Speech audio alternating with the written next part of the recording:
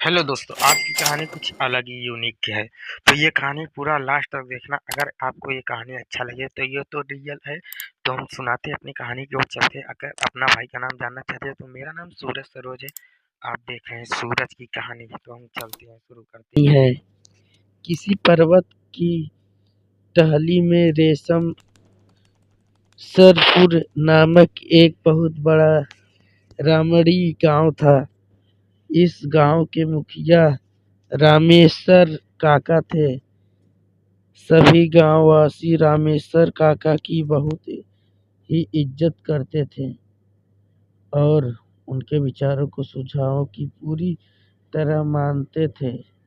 रामेश्वर काका की एक ही संतान थी, चंदा, जो कि 15 से 16 साल की उम्र में भी चंदा का नटखटपन नहीं गया था। वह बहुत ही शरारती थी। उसके चेहरे पर कहीं भी पड़ोसी का शर्मीलापन नजर नहीं आता, पर हाँ, उसके चेहरे से उसका भोलापन जरूर छलकता था। उस समय हर माँ बाप की बस एक ही ख्वाहिश होती है कि उनकी लड़की की अच्छा घर वर मिल जाए। सच कहते थे कि उनके ससुराल वाले खुश रखें। और रामेश्वर काका भी चंदा के लिए आसपास के गांवों में वरदे हुआ बनाकर जाना जरूर कर दिए थे। एक बार पास के एक गांव के मुखिया मित्र ने कहा कि उनकी नज़र में एक लड़का है। अगर आप तैयार हो तो मैं बात चलाऊं। रामेश्वर काका के हाँ करते हैं। हाँ, उनकी मुखिया, मैं बात चलाऊं। रामेश्वर काका हाँ करते हैं। मित्र की अगुवाई में चंदा का विवाह तय हो गया। चंदा का पति नादेसर उस समय कोलकाता में कुछ काम करता था। नादेसर देखने में बहुत ही सीधा साधा और सुंदर युवक था।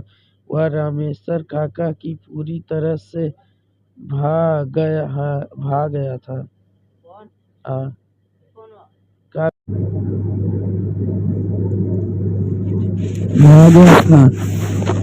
खैर शादी हुई और रामेश्वर काका ने नम आंखों से चंदा को विदा कर दिया। कुछ ही दिनों में चंदा अपने ससुराल में भी सबकी प्रिय हो चुकी थी।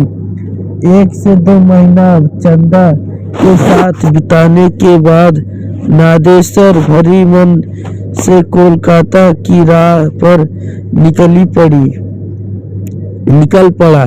चंदा ने नादेसर को समझाया कि कमाना भी जरूरी है और 5 से 6 महीने की ही बात तो है। दिवाली में आपको फिर से घर आना है, तब तक मैं नजर छिपाए आपका इंतजार प्रसन्न मन से कर लूंगी।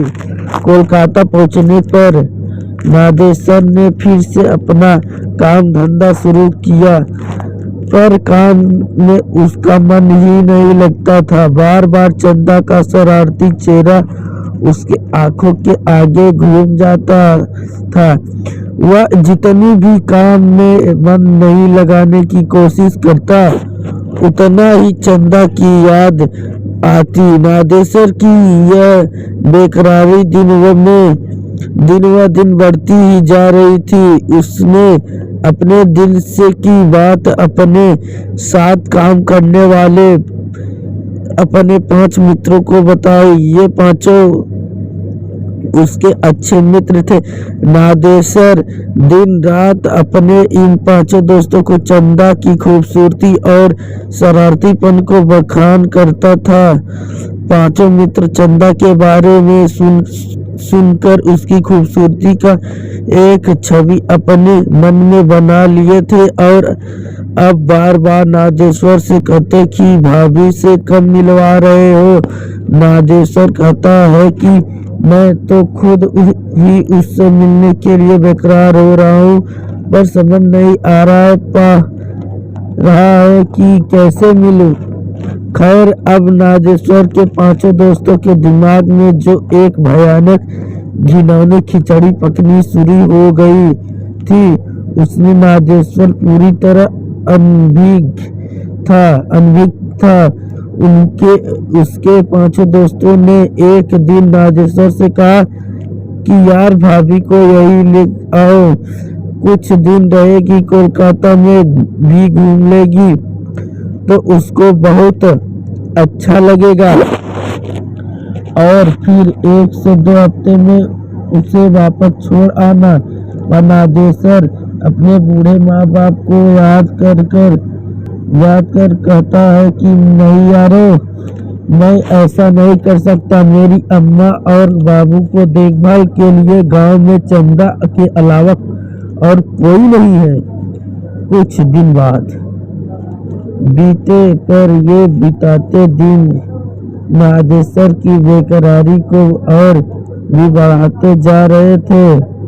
अब तो नागेश्वर का काम में एकदम ही मन नहीं लग रहा था और उसे बस गांव दिखाई दे रहा था। एक दिन रात को नागेश्वर के पांचों दोस्तों ने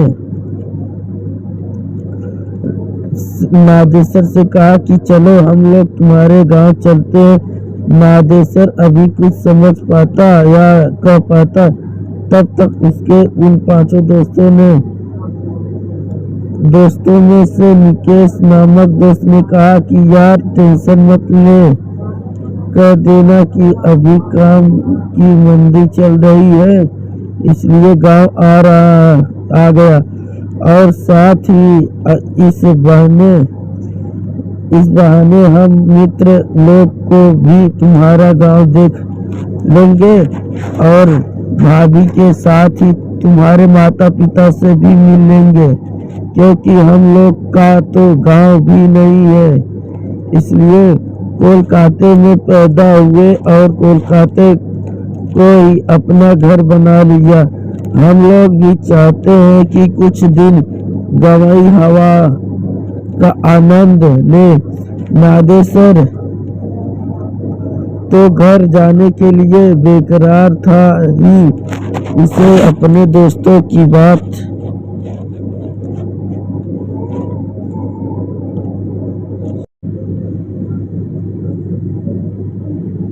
दोस्ती की बात भली लगी। फिर क्या था, दूसरे दिन ही नागेश्वर अपने उन 5 दोस्तों के साथ अपने गांव के लिए निकल पड़ा। उसके गांव के आसपास में बहुत सारे घने जंगल थे। इस पर्वतीय इलाके के इन पहाड़वासियों के अलावा अगर कोई अनजान जा जाए तो वह जरूर रास्ता भटक जाए और हिंसक जानवरों का शिकार बन जाए।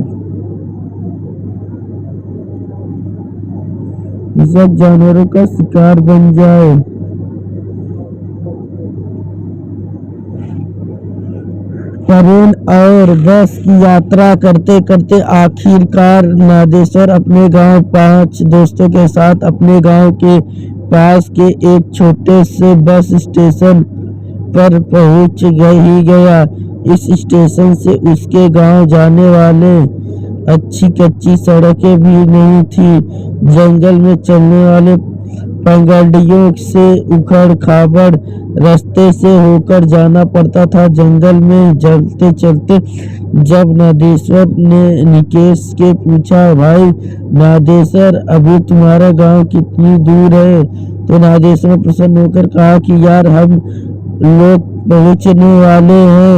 नागेश्वर की बात सुनते ही निकेश हाफने का नाटक करते हुए वहीं बैठा बोला कि यार, अब मुझसे चला नहीं जाता। उसकी बात सुनते ही नागेश्वर ने कहा कि यार, हम लोग पहुंच गए हैं और अब मुश्किल से मुश्किल 5 मिनट भी नहीं लगेगा। नागेश्वर की बात सुनकर अनसुनी करते हुए अन्य 4 दोस्तों को निकेश के पास बैठ गया और नागेश्वर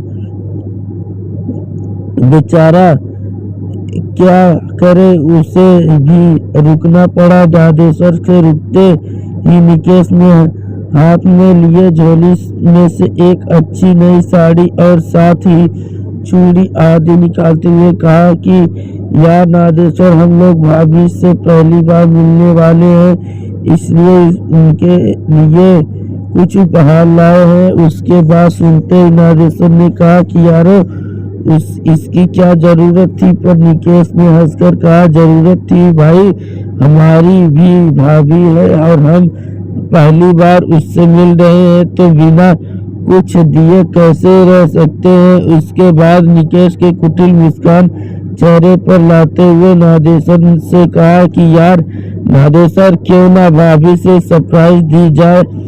एक काम करो, तुम घर जाओ और बिना किसी बात बताए भाभी को घुमाने के बहाने यहाँ लाओ। हम लोग यहाँ भाभी को यह सब उपहार देंगे और उसके बाद फिर से तुम दोनों के साथ तुम्हारे घर चलेंगे। बोला नागेश्वर हाँ मिलाते हुए तेज कदमों से घर की ओर गया और लगभग 30 से 40 मिनट के बाद चंदा को लेकर दोस्तों के पास वापस आ गया। फिर क्या था, चंदा ने वे पांचों दोस्तों को एकदम से अपनी भाभी की तरह मिले। चंदा को भी बहुत अच्छा लगा। उसके बाद जब चंदा ने उन्हें घर चलने की कहा तो अचानक उनके तेवर थोड़े से बदल नजर आए। निकेश के नागेश्वर से अन्य 4 दोस्तों चंदा और नागेश्वर पास पूछी सखी से खड़े हो गए। चंदा और नागेश्वर को समझ पाते इससे पहले निकेश ने दांत बिचड़ते हुए तेज आवाज़ों से नागेश्वर से कहा कि साले, मैं अपनी बहन की शादी तुमसे करना चाहता था, पर तुम बिना बताए गांव आकर अपनी कर लिए। इसकी बात सुनकर नागेश्वर ने भोलेपन से कहा कि निकेश भाई, अपने तो कभी हमसे अपनी बहन की शादी के बारे में भी बात नहीं कही थी, और जब मैं घर आया था तो मैं माँ बाबू के शादी कर दिया था। भला मैं उन्हें मना कैसे कर सकता था। पर नागेश्वर की इन भोली बातों का उन 5 दत्तों को कोई असर नहीं हुआ। उनमें से 2 ने नागेश्वर को कसकर पकड़ लिए थे और 3 चंदा की चीर हरण करने लगे।